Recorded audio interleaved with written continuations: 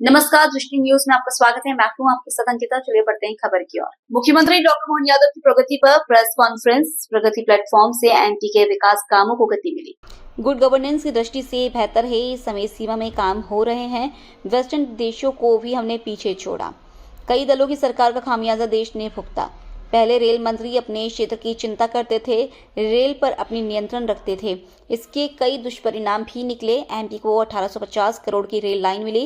राजनीतिक दृष्टि से भिन्नता है, लेकिन देश की दृष्टि से अभी राज्यों का ध्यान रखा जा रहा है। पोर्टल के माध्यम से सभी राज्यों का ध्यान रखा जा रहा है। दूसरे दलों की सरकारों को सबसे ज्यादा बीजेपी सरकार से लाभ मिलता है। बड़े मन से बीजेपी की सरकार काम कर रही है। प्रगति प्लेटफॉर्म पर प्रोजेक्ट की स्थिति पर नजर रखी जा रही है। प्रदेश की 108 परियोजना पूर्ण हो गई है। 108 परियोजना पर काम चल रहा है।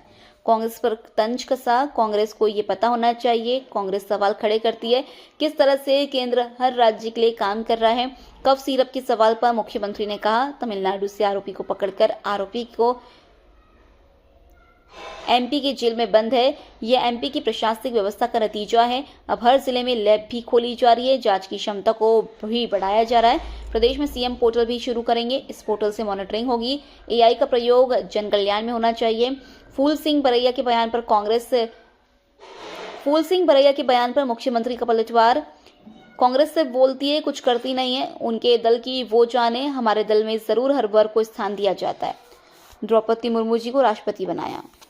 छवि दुनिया के सामने बनाना। अब ये हमको लाल किले के ऊपर स्वच्छता के अभियान देते हुए भी प्रधानमंत्री दिखाई देते हैं, लेकिन ये भी हमारे लिए सौभाग्य की बात है कि आज के समय में दुनिया का सबसे बड़ा लोकतांत्रिक देश, और हमने सबने देखा कि आमतौर पर वेस्टर्न देशों को हम बड़े मॉडर्न और बहुत आगे बढ़ने वाले और जो कुछ है वही कर सकते हैं, हमारे तो बस की बात ही नहीं, हमारे यहाँ कहाँ संभव होगा।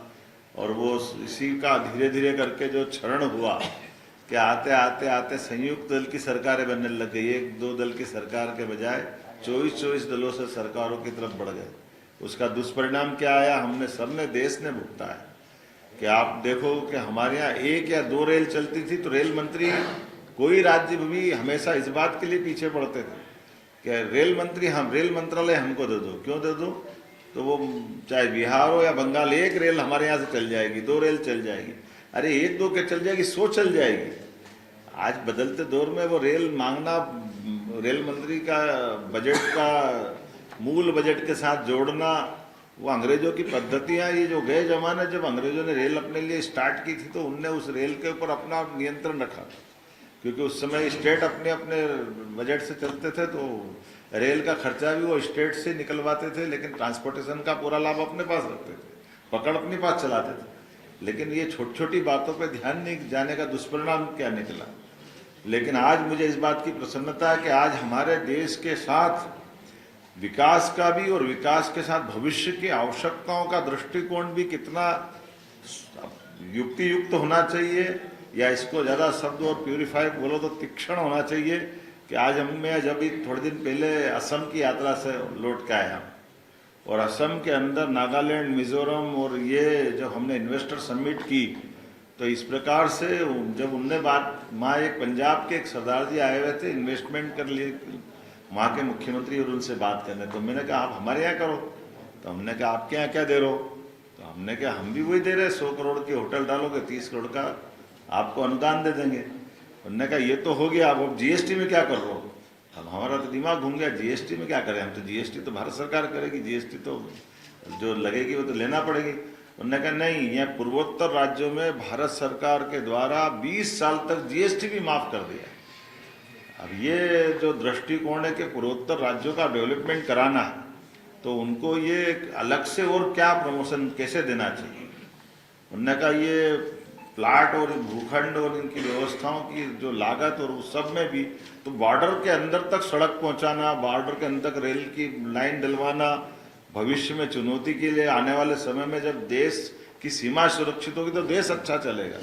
तो ये जो भविष्य की दृष्टि से योजना बनी, और आज भी देखो कितनी अच्छी बात, अभी अनुराग जी बता ही रहे थे कि ये गोंदिया जबलपुर की बात करें तो गोंदिया जबलपुर बोलने से केवल नाम ध्यान में आता है कि गोंदिया जबलपुर है, लेकिन गोंदिया जबलपुर में उसमें जो दूसरी चीज़ देख रहा हूँ कि हमारे पास जबलपुर से आने जाने के लिए आज अपना एक रास्ता है बालाघाट, मंडला, सिवनी से नागपुर, मुंबई, कलकत्ता, चेन्नई सीधे जोड़ने का। अब काहे के लिए इटारसी लाओ बार बार जबलपुर से, नहीं तो हम हमेशा जबलपुर ही आना, जबलपुर इटारसी आना पड़ता था। अब इसके बदले में क्या हुआ, सीधा मई से कलकत्ता और चेन्नई और सीधी ट्रेन निकल जाएगी आगे जाकर गोंदिया से। तो ये जो अंदर के रास्ते हैं, जैसे उदाहरण के लिए अभी अपने को 18,500 करोड़ की रेल लाइन मिली इंदौर मनमाड़, तो ये प्रगति पोर्टल का लाभ है कि सीधे यहाँ से अभी वापस रतलाम जाओ, रतलाम से गुजरात जाओ, गुजरात से बम्बई जाओ, जरूरत नहीं, सीधे डायरेक्ट मनमाड़ निकाल दी इंदौर से, उज्जैन होके।